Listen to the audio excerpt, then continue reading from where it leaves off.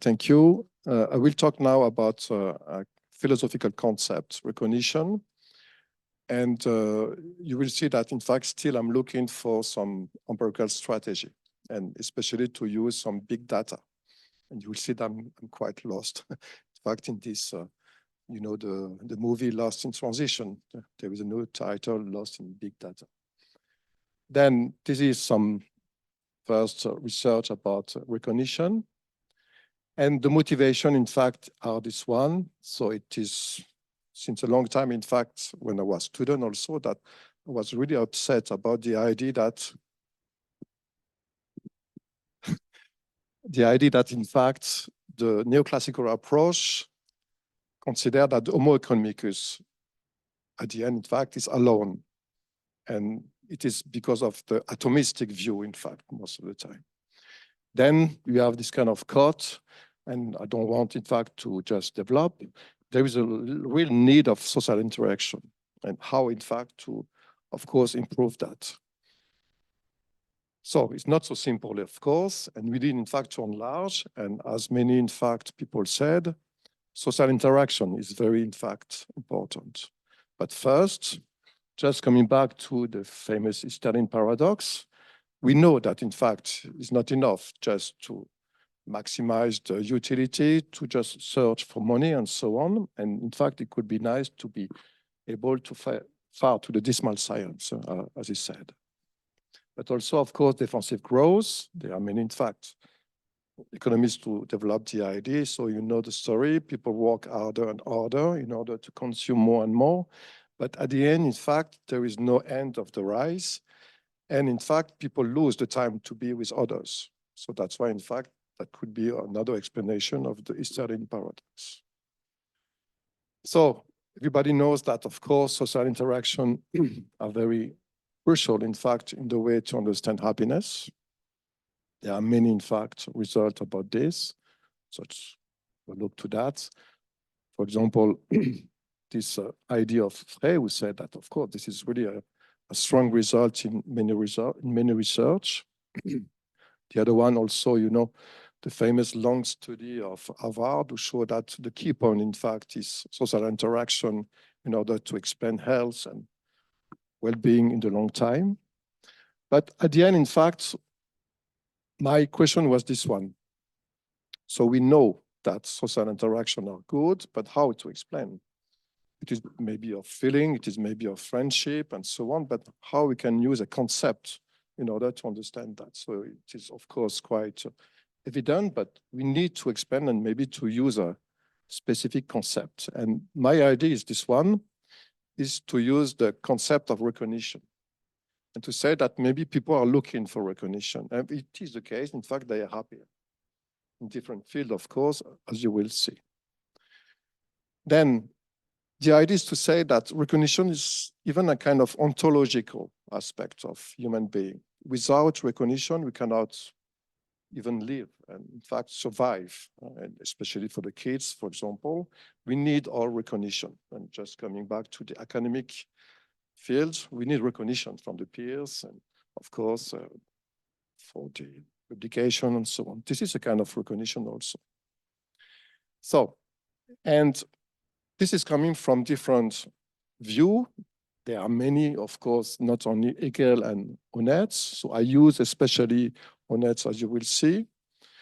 We can think also about Paul Ricoeur, the French philosopher, Charles Taylor, a Canadian philosopher, and Nancy Fraser. So there are many approaches. But what is interesting in the case of Honneth is the idea of practical aspect of recognition. Okay. Then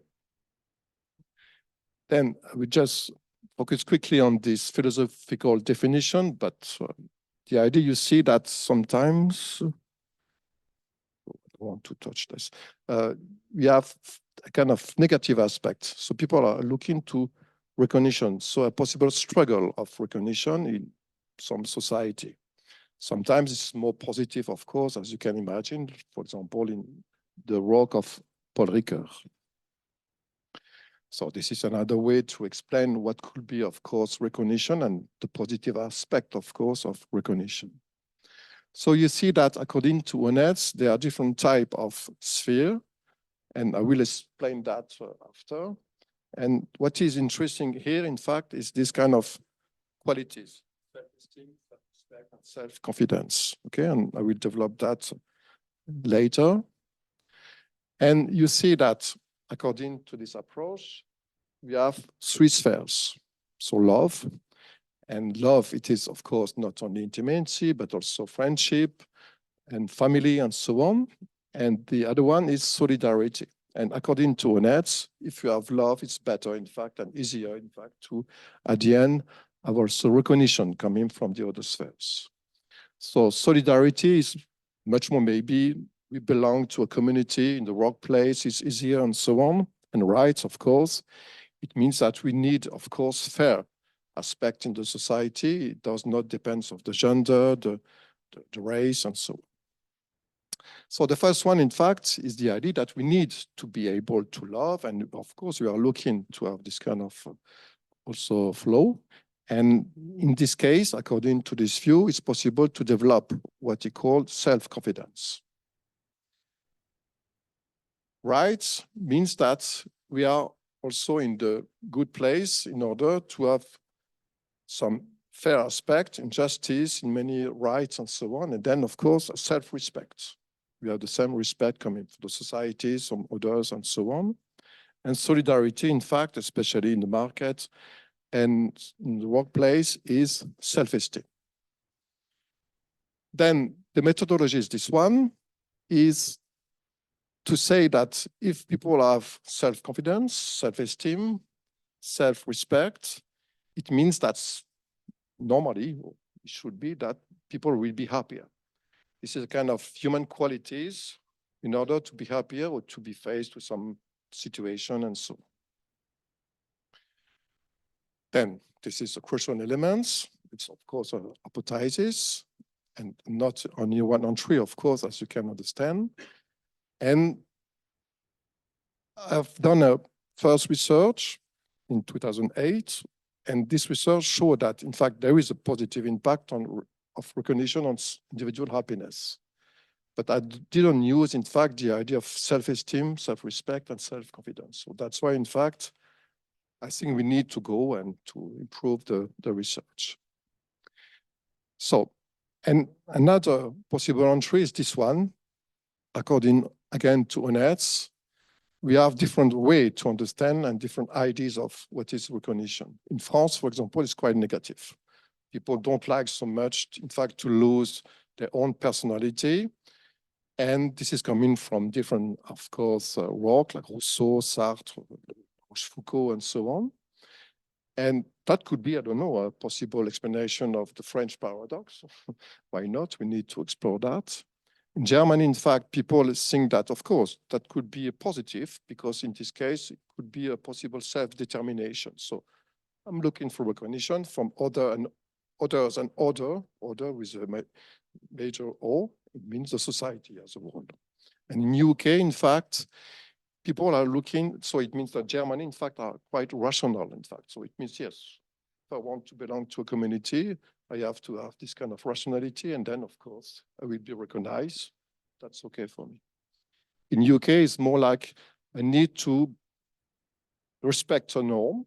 And in this case, if I respect the norm, I have this kind of self-control, and then, in fact, again, to be recognized by the community and so on. And this coming from Hume, Smith, and so on. So already, in fact, talk about this. So quickly, you see that people in France, in fact, they are not so happy with the judgment of the other. And that's why, in fact, they think that they will lose their authenticity and so on.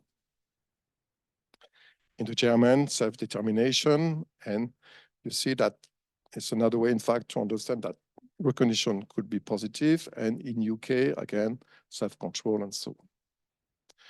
So you see that there are, in fact, different ways to understand recognition, and maybe it depends on the culture and the values, according to Honneth especially. And after, in fact, my idea is to see if there is some possibility to use the big data.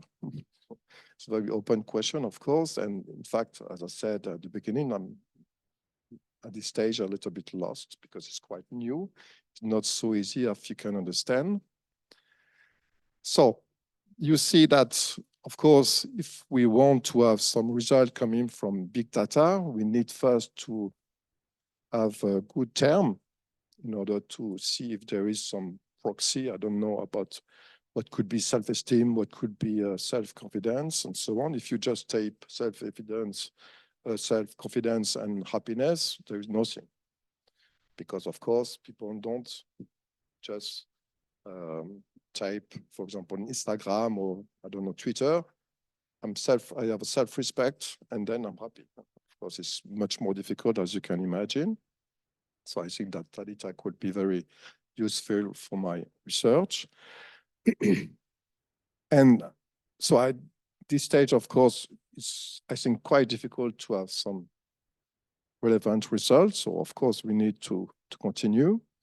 I've done something in the Google Trends, but now, in fact, it's not so easy, in fact, to find some possible co-evolution, because you understand that it's not to have a measure of happiness, but it's to find some possible, at least co-evolution of the different term, or maybe a kind of correlation, causality. So maybe when people say that I'm recognized because I adopt this norm, I just post something that could be positive, for example, and so on.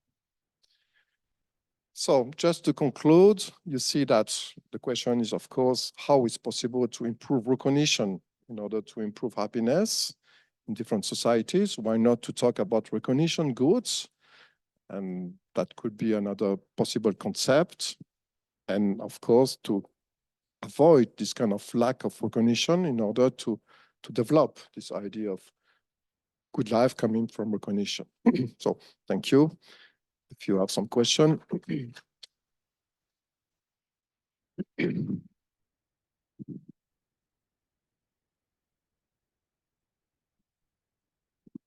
Hi, Francis, thanks. I'm having a difficult time connecting recognition to Google. What I'm thinking is that it would be more the opposite. So if you're feeling recognized, you're less likely to search in general.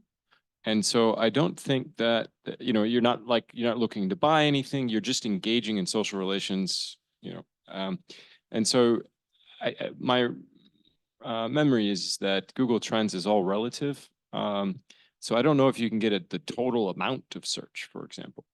But I'm trying to think on your behalf, and I'm having a difficult time doing it. That's my best idea for the moment. Thank you. Yeah. Actually, to follow up on Kelte's point, I think I would attack the question from a different angle. If I were you, I would build a question, what is your degree of self-recognition, or all the 3 dimensions you talked about? And then I would send it to the sub-data, the innovation sample, and ask them to put it in their next wave collection. And then you could directly link it to life satisfaction. And then you would have 2,000 people just have a look at whether there is a correlation. That's, I think. So you mean a bottom-up view? Just at least to give it a shot, to collect some data and see whether you can already find some at the individual level before going to trends. I see. My idea would be along the same line. So if I had to address this question empirically, I think I would construct a vignette in which you describe 2 people, one being recognized, one not being recognized, and then send that to the 3 countries that you have in mind and see, and ask people, how satisfied do you think, or how happy do you think that this person in the vignette is? And then to see whether in the 3 countries where you have hypotheses that it might be different, whether that has a different effect on the... This is another possibility to use a survey for a club of eco-entrepreneurs. And I have some contact in France, Germany, and UK, so that could be a first stage, of course. But I'm interested by big data, so we will see. Very, very interesting, Francis. My philosophy class is a bit rusty, so I would like to invite you to consider that your understanding of the sources of recognition are all, I would call them intrinsic. That is, you gain recognition for what you are. But there can be also ways to find recognition for what you have, which is a different channel and might set you on a path of unhappiness rather than happiness. And so I wonder if there is space for this kind of distinction Yeah, I agree. in your framework. And maybe some people who have a lack of recognition according that they are, maybe they are looking for something that they have, so they consume more in order to say, okay, I'm rich, I'm able to have this kind of luxury goods and so on. So why not to use this kind of approach to understand that when we have this kind of lack in the love sphere, for example, or other, I try, in fact, to compensate and to have more than to be. You see?